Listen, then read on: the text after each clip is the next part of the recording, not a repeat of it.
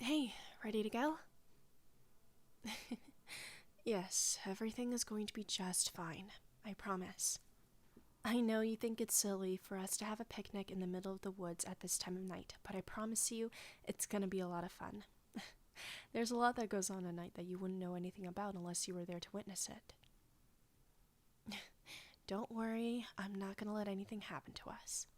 Promise. Now, are you ready? Perfect. Let's go.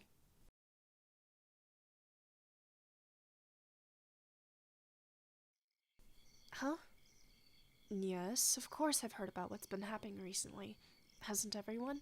We live in a small village where everyone knows everyone. Of course I know.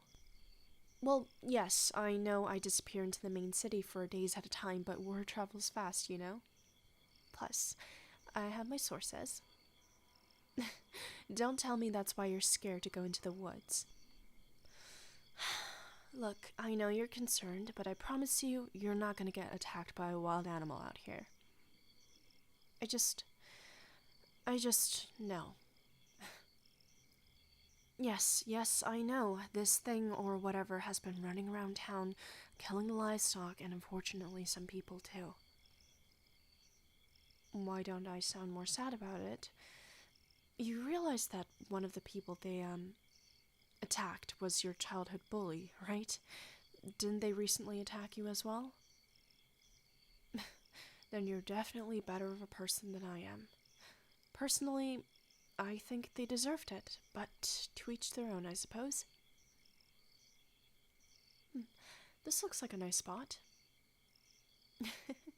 Look up, silly. Moon's gonna come out soon. Well, yeah, it's blocked by some clouds right now, but the moon always has a way to shine through, even in the darkest of nights. Come on, let's set up. This is nice. I haven't done something like this in a long time. You really need to get out more. This place really is ruining your sense of adventure, huh? I did this with all my friends when I went off to college in the big city a long time ago. Late in the evening, after everyone went to sleep, my friends and I would grab some food, drinks, and a blanket and walk out into the wooded area that surrounded our school and had a picnic. Honestly, out of everything I experienced in university, those quiet moments, surrounded by people you care about, were the best. We rarely get that nowadays, huh? Things are changing, advancing. Nothing seems to stay stagnant anymore. I mean, except for you, of course. When I stumbled onto this little village all those years ago, you were the first person that came to my aid. To this day, you're still the kindest, most compassionate person I know. And trust me, I've met a lot of people in my life. Now, what did you pack? Ooh, everything in here looks so good. You even packed almond cookies, my favorite. You packed them because you knew they were my favorite? You never cease to amaze me. Huh? What do you mean? Why do you think I have some ulterior motive by making you come have a picnic with me all the way out here? Because I never do anything without reason. But what if my reason was to spend more time with you? My best friend. Come on, don't get so flustered. You're right. I actually do have a reason for making you come out here, especially at this time of night. Well, it's actually to tell you a story. Yes, a story. Hey, don't look at me like that. I promise it's a good story. Once upon a time, hundreds of years before you were born, there was a young girl who lived in a very small village on the outskirts of a huge city.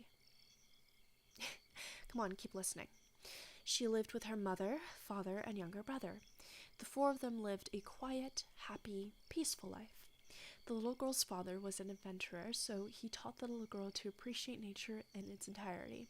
So growing up, the family would often go out into the woods and play and document all the flora and fauna that resided there. One afternoon, the family realized that they stay out in the forest for longer than they should have. So, they packed up their things and got ready to go home. However, because they were too deep into the forest by the time they were on the outskirts of town, it was already midnight. The family didn't mind, though, as they knew the forest like the back of their hand. However, what they didn't realize was that the night held dangers that no one else could foresee. It was a full moon that night. Legend has it that under the light of a full moon, ancient creatures called werewolves will come out of the darkness and kill every living thing in their path. But that was just a legend. At least, that's what the family thought. Until they were attacked by a pack of them. The father and mother died at the hands of the wolves. The girl's younger brother, luckily, wasn't with them that night, so he was left unharmed. The young girl watched as these creatures tore her loving family apart, and couldn't do anything about it. When the bloodshed was over, she didn't even have a mother and father to bury. The young girl was unfortunately spared. Werewolves have these things called mates. They're basically like soulmates, and werewolves spend their entire lives looking for them. One of the werewolves in the pack was the girl's mate. Instead of killing her like they killed her mother and father, the pack kidnapped her and held her prisoner until she was imprinted on. By imprinting on her, the girl's mate was bonded to her for the rest of their lives. He would know where the girl was at all times, how she was feeling, further trapping her with the creatures that took everything she loved from her. One day, the girl and her mate had a fight. The werewolf lost his temper and bit the girl, turning her into a werewolf, into the same creatures that she resented. She was distraught and went on a rampage, killing everything in sight. She left her mate alive, though, because she physically couldn't kill him. The bond prevents her from doing so. So, she trapped him in the same cell he trapped her in, and went on her way, wandering the world in her lonesome, despising what she'd become. You're probably wondering why I told you this story, especially in this setting. Well, because it's a fun story. Oh, come on, don't look so glum. It was a sad story, but I promise you, it has a happy ending. Come on, follow me. This should do. Oh, come on. Let's not be coy here. I've known how you felt about me for ages. Do you honestly think I've never caught you staring at me for longer than you should have? Especially in compromising positions? Right, of course. I'm just imagining things. Oh, you're blushing. How cute. I promise you, there is a point to this. Now, come here. See? I may have known about your feelings for me for a while, but I don't think you know about my feelings for you. Shall I tell you the rest of the story? Yes, I promise it's related. But first, was I really imagining things? I thought not. What was that? More? Just admit you like having your hands on me. Though, I'm not complaining.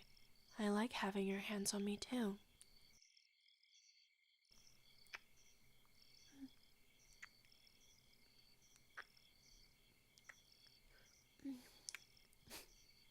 As much as I want to continue this, I have to finish the story. Feel free to keep holding me.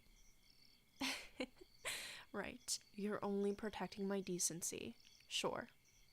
So, after the young girl left her mate, she wandered around for years and years and years, waiting for the day she could finally be broken from the bond and make her own decisions, whilst learning to not hate herself for her newly acquired form. Whilst the former happened and she was finally free, the girl continued to hate herself. She watched as the people around her died, knowing full well that that will never happen to her, unless someone of her kind kills her. She became cold, unfeeling. That is, until she stumbled upon a small village that closely resembled her old home. Like her old home, the village lies on the edge of a forest, And in that village, she met her new mate, the first person that came to greet her when she stepped on that cobblestone path. Are you finally catching on now, my lovely mate? It was me, the little girl who had her life stolen from her all those years ago. That was me. The rabid animal running around town, killing livestock and on occasion, people. That was me too. I did that all for you. You were the reason why I started feeling again. You gave me a purpose, a reason to live, after hundreds of years of meaningless existence. I've seen kingdoms topple, empires rise, but none of that mattered. I have nothing but time. And now, I have you, my lovely best friend, who soon is going to be my mate. You don't seem too scared. That's good. I would hate to have my mate be scared of me. Well, I think you should let me go now. The moon is about to peak. I wouldn't want anything to happen to you when I transform. Even now, you still worry about the people around you more than yourself. I just told you that I killed people for you, and you are not the least bit concerned. Well, I suppose love does make you blind to that sort of thing. I've waited so long to find you, and I promise, once this night is over, you and I are going to be together forever.